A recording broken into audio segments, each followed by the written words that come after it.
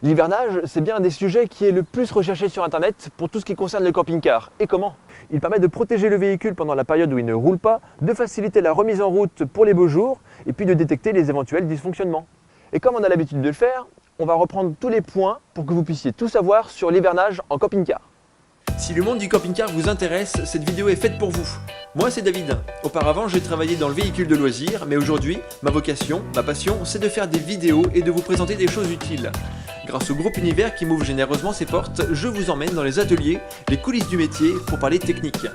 Avec mon équipe, nous faisons des vidéos chaque semaine, alors n'oubliez pas de vous abonner à la chaîne pour nous donner de la force. Bonne vidéo! Anticiper, vérifier et agir sont les clés pour réussir le meilleur hivernage possible. Je vais vous lister un certain nombre de recommandations. Évidemment, ce n'est pas dramatique si tout n'est pas respecté parce que ça dépend de votre véhicule et puis de votre situation. À la fin de votre dernier voyage, pensez à faire le plein de carburant, ça limite la présence d'humidité dans le réservoir. Et pensez aussi à surgonfler légèrement les pneus, ça limite la déformation pendant le stockage. Il convient aussi de nettoyer le camping-car de fond en comble. Et oui, vous venez de terminer toute une saison de vacances à la mer, à la montagne ou chez les beaux-parents. Bon, il y en a qui n'ont quand même pas beaucoup de chance. Eh bien, ce nettoyage permet d'avoir un œil partout, dans et à l'extérieur du véhicule. Ça permet d'anticiper s'il n'y a pas un entretien à faire, une batterie un petit peu fatiguée, un pare-brise à réparer ou un joint à refaire, bref. Et à ce stade de l'année, vous ne serez pas trop pénalisé pour prendre rendez-vous en concession ou commander des pièces. Et puis en prévision de la reprise à la bonne saison, eh ben, le véhicule sera frais comme un gardon et ça, c'est bien plus motivant. En parlant de fraîcheur, tiens, le frigo. Nettoyage, dégivrage, séchage complet recommandé. Et on laisse bien la porte entrouverte pour ventiler et éviter que la moisissure se forme. C'est souvent la source d'odeurs bien désagréables. Au niveau de la salle de bain, bien nettoyer les parois, les joints, les rideaux et les stores s'il y en a. C'est la partie la plus humide, donc ça limite la moisissure et les odeurs. Pour les toilettes, c'est pareil d'ailleurs. On vide toute l'eau du véhicule. Les eaux usées, en principe c'est une vanne à l'extérieur du véhicule, et les eaux propres, soit c'est une vanne, soit c'est une bombe directement dans la réserve. S'il y en a, on ouvre la purge pour vider le chauffe-eau, on ouvre tous les robinets du véhicule, on active la pompe à eau pendant quelques instants pour évacuer l'eau restante. Quand il n'y a pas d'eau, s'il gèle, il n'y a rien qui casse, donc ça évite les grosses factures. Ensuite, selon les possibilités du lieu d'hivernage, l'idéal est de faire une charge mensuelle des batteries pour éviter que la tension ne descende sous un niveau destructeur, en le branchant en 220 par exemple. Alors évidemment, le top serait de faire un tour avec le véhicule une fois par mois. Ça fait tourner tout le système, ça fait tourner le moteur, ça charge les batteries, mais évidemment, j'avoue que c'est un poil contraignant. Ça n'enlève pas le besoin de contrôler régulièrement le niveau des batteries pour détecter une éventuelle perte de capacité et d'envisager un remplacement ou une mise à niveau des liquides. Certains montages offrent un coupe-circuit et entre les recharges que je viens d'évoquer, il n'est pas idiot de déconnecter la batterie du circuit pour éviter les consommations fantômes qui peuvent exister. D'ailleurs au passage, un petit graissage des plots de la batterie, c'est pas de refus.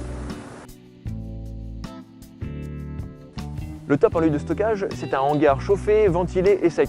Évidemment, ce n'est pas à la portée de tout le monde. On va donc privilégier certains points. Si on peut mettre le véhicule sous un simple toit, c'est déjà super, et puis laisser l'air circuler à l'intérieur pour réduire l'humidité.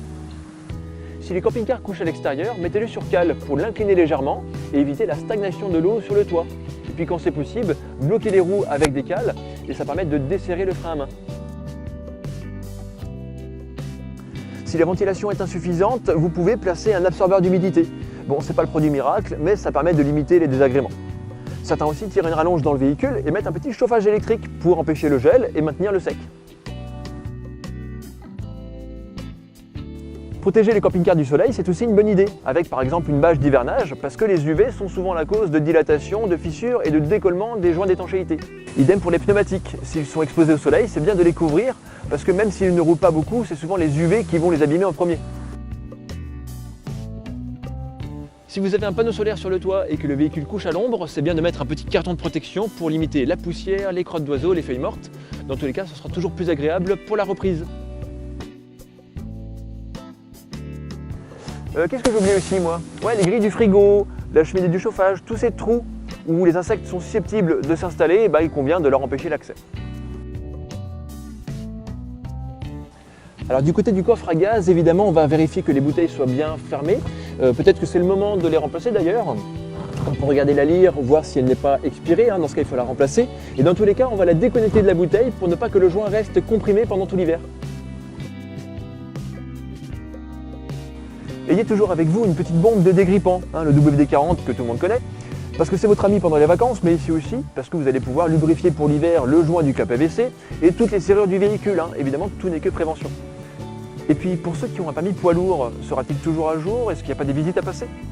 Bon, vous l'avez compris, s'il y a des choses à faire, vous avez tout l'hiver pour le faire. Et en plus, c'est la saison où les concessions sont généralement plutôt disponibles, donc s'il faut bricoler, c'est le moment. Bon, je crois qu'on a déjà balayé pas mal de choses. D'ailleurs, on va vous laisser dans la description de cette vidéo toute la liste des points évoqués. Alors comme je ne suis pas parfait, bien que les apparences soient trompeuses, il existe forcément un tas d'autres idées ou de pratiques que je vous invite à partager dans les commentaires de cette vidéo. Ça va rassembler un maximum d'informations et ce sera toujours très utile pour les camping-caristes. Alors abonnez-vous à la chaîne pour soutenir notre travail, prenez soin de vos montures et profitez du paysage. A très bientôt.